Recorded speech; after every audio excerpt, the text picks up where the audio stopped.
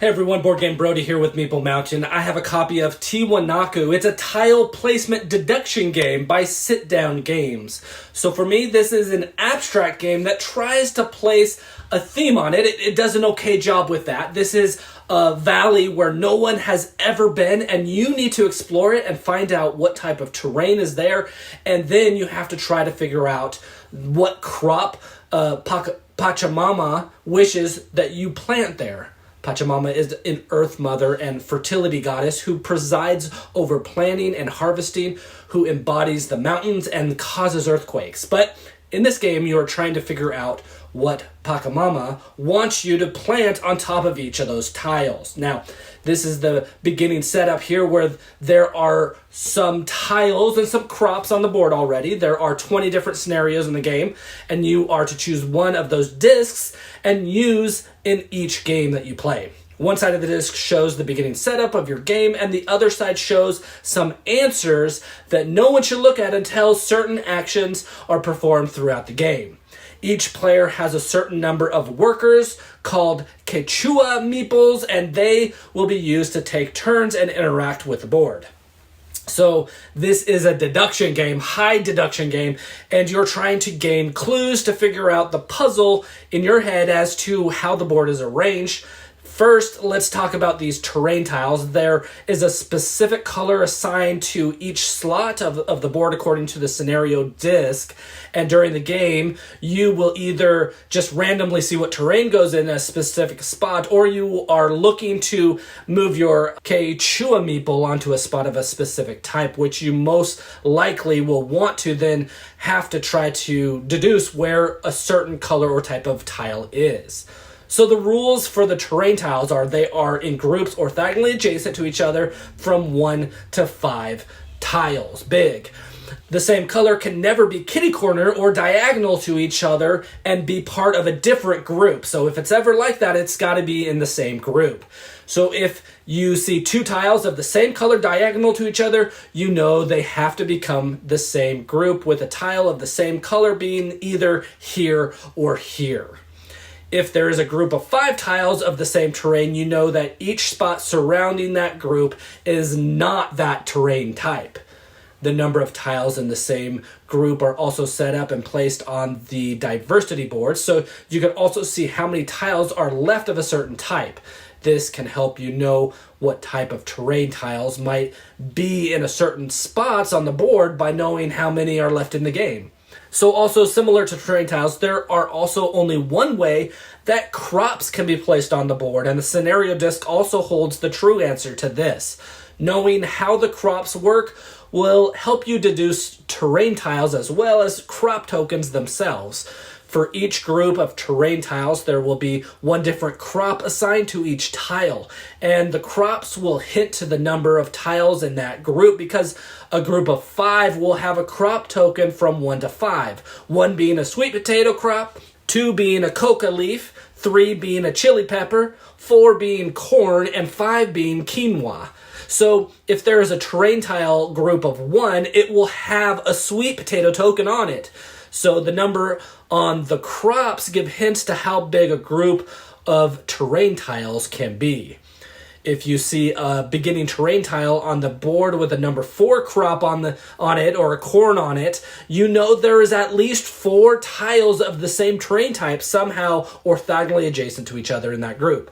But also there could be 5, because a group of 5 will also have 1 terrain tile with a 4 crop on it.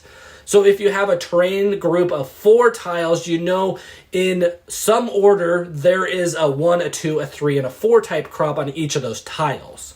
You might or you might not know of certain where each of those are located depending on the information on the board and what has been revealed from your actions. Another hint is to help you deduce an identical crop can never be adjacent to the same type of crop. So if there is a 3 crop, a chili pepper on a tile, you know no other tile surrounding it can have a 3 crop on it or a chili pepper on it. So you will need to gain information from mixes of different types of ways to gain insight into, what goes where, and deducing what terrain tile and what crop is on each spot on the board. That will do the best to have you win this game. Now, before actually explaining how to play the game, let's put all of these concepts together and deduce some information on this example here on the board. This is the same example on the back of the rule book in the game. So if you can figure out the information with me doing this, then you are ready to go. And you should be able to find out the information on the spots that I placed letters on right here.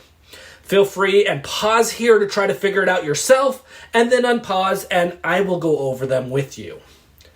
So let's start by looking at what tiles we have left to place on the board. We have 1 sand, 3 rock, and 4 dirt tiles left. So good to know that, but let's go over to the E. We want to find out what crop is here. Now, we can see we have a group of 5 dirt here, so we know whatever tile is on top of this top right spot is not dirt. And we also know that it is in a group of 1 all by itself. So we also then know that it will be a sweet potato crop on it, as it is a 1 crop token. So we know E is not sweet potato. We know this group of 5 needs to have 1 crop somewhere, and it doesn't, it can't be here on E, nor on here, as it would be next to the 1 crop, and we know that it has to be here then. So we know that this tile here has to be the 1 crop. We know this group has to have 1 through 5, and so we know that the 1 is here, and the 2 is here, and the 5 is here. We are missing the 3 and the 4. And since there is a 3 crop here, we know a 3 crop cannot go here, so we know the E has to be a chili pepper 3 crop. Does that make sense?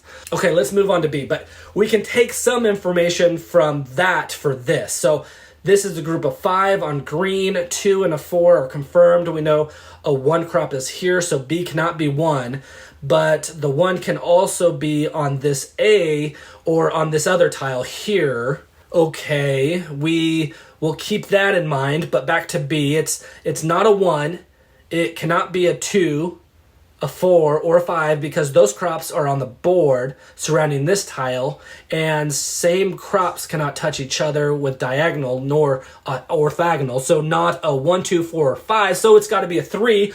It's another chili pepper. So now we know this group has a 2 here, a 4 here, and the 3 we determined to be here. So we have a 1 or a 5, and it just happens that there are 5 crop diagonal to this spot, so it cannot be a 5, so it's a 1 crop, a sweet potato, and this spot here has to be the 5 or the quinoa. Okay, I hope this is making sense here. Okay, on to C and D. So we can see there is a group of 4 in this grass group. There are no more grass tiles left to be placed on the board, so we know that it has to be a group of 4. So there is already a 3 and a 4, so we're looking at a 1 or a 2. And now I'm actually stuck, so let me look over here. Let's see. This blue group has a 5 crop on it, so we know this spot here is blue. These spots up here, well, there is 1 sand tile left, and it could be here to make this a group of 4, but it could also be a group of 3. And this last sand could be a group of 1 somewhere else, but definitely this one and this one are blue. Okay, actually I figured out the terrain tiles. Okay, so there are 4 dirt still needing to be placed on the board, and this tile has a 5 crop on it, so we know that it has to be a group of 5. So this is dirt here, this is dirt, and those 2 are dirt, making this blue or rock, and this is rock, and so this one has to be rock. And the 1 sand left is up here on the top right. Okay, so we have all the terrain tiles figured out now. So now we know this sand up here has to be a 1 sweet potato, which means this green cannot be sweet potato. And the C is a 1. C is sweet potato. D is on dirt. It cannot be a 5 because the tile with a 5 on it already here. It cannot be a 3 or a 4 because of the crops around it. Leaves us with a 1 or 2, and we determined that C is a 1, so D is a 2 coca leaf. And actually, I messed up. So first off, the yellow group has 5 in it, not 4. So I should have figured out where that last sand tile can go. And it's not next to that group. But also that group of green where the C is at, instead of the group, that needs a 1 and a 2 on the last 2 spots. And the coca leaf on the yellow area makes it so the green needs to be a 1 right there, or a sweet potato. And so that would make the C a 2, a coca leaf. And that would also make D a 1 instead, so a sweet potato. And now you can see how much information you have to process to get to the correct answer, and you can guess to be correct, or you can guess and be wrong in this game. All right, did you get all 5 of them? If so, you understand the rules of how the board is made up, and you are ready to deduce and play the game. So let's get to that part. Players will take turns in a clockwise manner, and on your turn, you will either perform an explore action or a divine action. First, with the explore action, you will move one of your Quechua meeples. This movement isn't limited, but there are some rules on where and how you can move. It can only move orthogonally adjacent, never diagonal, if it reaches a space with a crop tile on it and or a slot where you have one of your Quechua meeples on it. Then you can change directions and continue moving. And you can do this as many times as you want. You can never move into or traverse a space that has another player's Quechua meeple on it. If your meeple enters a spot where there is no crop nor a spot of another one of your own meeples, then you will end your movement there on that space. Now, however you move, there will only be one meeple in a space at a time, and you can never end in the same space as you started in. You can choose to move a meeple already on the board, or like you will be doing at the beginning of the game, you can add one onto the board from your personal supply, if you still have one there. If adding a new one, it will begin its movement on any edge space on the board as long as the space has no one else's meeple there. So you will stop your movement if the space is empty, or if the space only has a terrain tile on it. It can keep moving again if there's a crop tile there, or if you have one of your other meeples there. If you need or want to, you can also, instead of moving one of your meeples for an action, you can retrieve one of them from the board to place into your personal supply, no matter where it is. But this will count as your action. So now once your meeple stops on an empty space, it will reveal a terrain tile. To do this, you will take the Pachamama wheel and making sure both windows are closed. There are these windows here.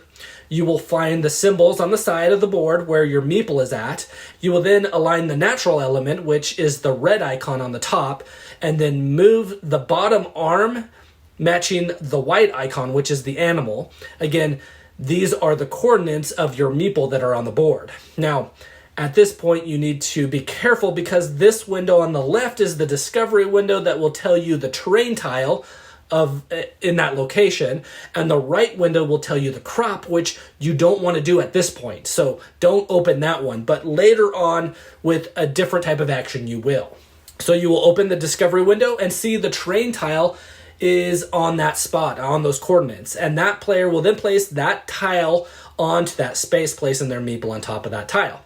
You will then move your diversity token up one of the matching terrain type, and then you will score, and this might be, the most important part to understand. You will score 1 point for each of your diversity tokens that are at that level, including the one that you just advanced. So if one token is higher up on that track, you'll just keep moving you 1 point while it moves up. But if you try to move them up together, finding one type and then another type and then another until you have moved up one on each, then again, you move up one at a time, then you will score more points doing this. So your first one will always get you 1 point.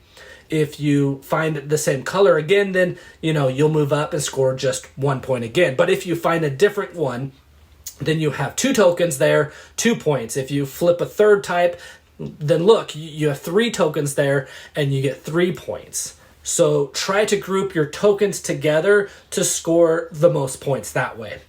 Okay, so that's the explore action. If you don't want to explore or do the explore action, then you can do the divine action. This consists of deducing which crop is planted on a tile that your meeple is located on. Now remember that a crop token always goes on top of a terrain tile, never on an empty space. So when doing the divine action, each of your meeples on an empty terrain tile can perform a divine action in any order that you wish. Another player will take the Pachamama wheel, and you will point to one of your meeples and declare what crop you think is there according to the scenario disc.